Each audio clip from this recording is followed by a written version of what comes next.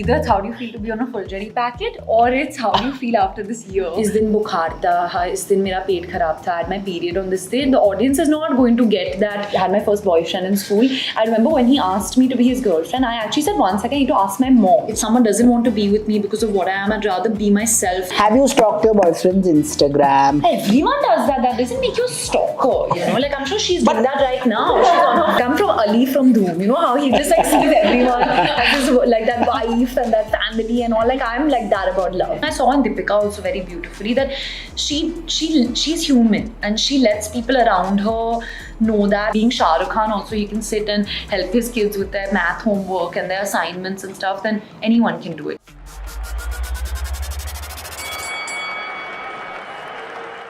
Hi, I'm in conversation with an actor who has clearly owned 2024 with her performances in Ho Gaye Hum Kahan, Control, or CTRL as they would like to be called, and of course Call Me Bae. I'm in conversation with Ananya Pandey. Thank you for being Thank here. you for having me. How have you processed this year at the end of Everyone keeps asking me this question. Like, their first question is either it's how do you feel to be on a full-jerry packet, or it's how do you feel after this year, which has been a life-changing year, I would like to say, personally and professionally. It's the year where I think everything that I've worked for in the past couple of years has finally released and it's finally come out, and it's definitely the year that I feel most connected to the audiences. Like today, Anchal, who does my hair, she was telling me that at her daughter's elocution competition that they had, one child came on stage and she said, "I am Bae, I'm here to slay." That was her official poem entry that she had. And for me, that's like the biggest win as an actor. You know, when my dad always says when someone imitates you or you have a trademark that you're remembered by, like, you know, he's known as I'm a joking and Akhri Pasta. When there's something that especially kids remember you by, that really goes a long way. So that's what I'm most happy about right now. See, you came in with a lot of trolling and, you know, there was the usual nepotism debate and all of that. How have you managed to silence the voices? And also tell me, did it take a toll on you emotionally in terms of anxiety? Did it, you know, how was it at that point? So I think I've dealt with it in different ways at different stages in life. Like when things are going well, like right now things are going well and people are liking my work, then voices don't affect me as much. But if I'm not having a good day, like if I've had a bad day at work or something has not gone the way I want to, then even the smallest of voice will be times 100 for me. Like, for example, right after Liger released and it didn't do as well and whatever, there was a lot of chatter about it because I think people had a lot of expectations from the film. And I was meant to start Dreamgirl like 2 days after Liger had released. So I finished off promotions, the film released, and then that weekend I had to fly and shoot for Dreamgirl. And I remember the night before shoot, I was like, I don't think I can do it. Like, I can't act, you know, maybe whatever everyone's been saying is true. And it really did affect me on set, and that's never happened to me before, where I was like nervous and I was fumbling with my lines. I was not being like, if you know, it's normal to take many takes on set, but if anyway you're on that mindset that, oh, I'm not good enough, and then you're taking takes and you start like, it starts getting reinforced that, oh, what if it's happening because I can't act or I can't do it.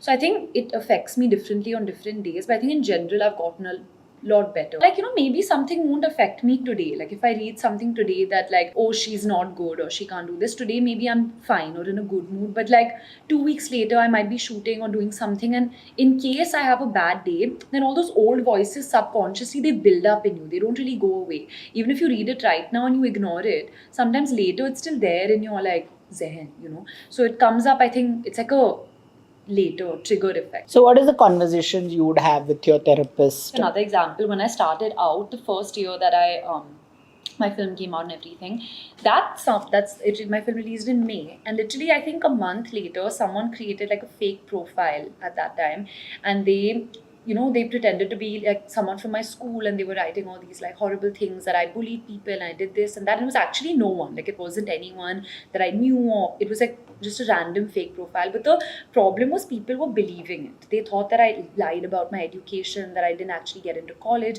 and I actually had to come out there and like show my college certificate and be like, guys, I did get in. Like, why would I lie about something like this? You know, I'm very honest that I didn't eventually go and study, but I did get into college. And those few weeks also, I used to find it very tough to like go on set and shoot, because more than Me, I think I was like, what are people thinking about me? You know, like, what if the person behind the camera has read this article and do they think that I'm a liar? So I was getting very caught up about what other people think about me. So I think now over time, I've kind of stopped caring about what people think because you can't control it. At the end of the day, people are going to think what you want. And it's just, you have to just work. And that's the only way to, you know, as you said, kind of silence people. What bulb or what switch just switched on in you with suddenly there was like this all new person with, you know, Ho Gaye Hum Kahan. Honestly, it was Gehraiyan was that switch. And it may not have been a switch in people's minds. I think maybe a few people took me seriously after Gehraiyan, but definitely within me as an actor, everything changed on that film. Because I think before that, I was just, like, I grew up just wanting to be on a big screen. I just wanted to dance and sing and dress up and wear those chiffon saris and, you know, be in all of Karan's films. And I still do. And that the child in me and the actor in me today still wants to do that, but that's all I knew about cinema, you know. And then I was also, and I still am to a certain degree, a very big director's actor. So, you know, my first few films, they told me to stand there, I would stand there. They told me to say the dialogue, I'd say it. I wasn't a thinking actor. I would just do what I was told to do, and I didn't think I could voice my opinion or say that, you know, can we try it like this? Can we do it differently? And I think on Gehraiyan, Shakun really pushed me to do that. Like, he came out and said that, listen, not everyone is going to look out for you the way you look out for yourself, and you really need to start doing your own homework. You need to start building the character on your own, because you're going to come across all kinds of directors, and directors have so much going on set. They can't only be thinking about you and your character, you know. You have to develop that for yourself as well. And he really helped me find my process on that film. And a lot of people before Gehraiyan were like, why are you playing second and you're in an ensemble again? And I'd done so many two-girl films. Like, there was Student of the Year, there was, Pati Patni Aur Wo, and then I was doing Gehraiyan also. And they were like, why do you want to do another one?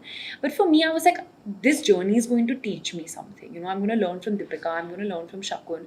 And these are people I've looked up to and I've wanted to work with. And I ended up actually changing the most, I think, after that. That's been my thought process when it's gone about, you know, thinking about the kind of films that I want to do. You know, everyone's like, you're doing too many OTT films right now, but I'm not thinking like that before I'm choosing a script. It's not coming to my mind that ye theatre mein jayegi ya is it going to be an OTT film. I just want to do good parts and work with good people, and then whatever the fate of the film is. I've just gone through some of the stuff that I've read on you in the past.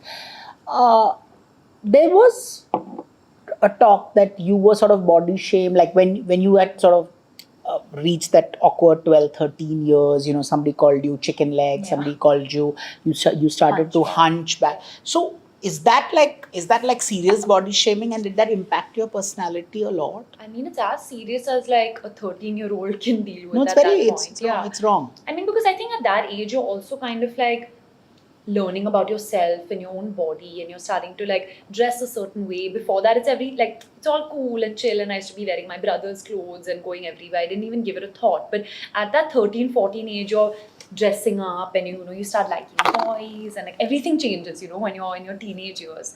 And I think that's the time when if someone says something about the way you look or your body or your personality, then it really can scar you, and it can really stay with you. Like, the fact that I still remember. Like, what did they tell There's you? only chicken legs, or I'm too hairy, or I have a hunch. Because I was so tall, I could not hear what people were saying. So I would naturally just keep bending, and then, you know, I just got like a natural hunch. So people would say that. Did that erode your personality in any way? I don't think it eroded my personality, but it obviously made me less confident.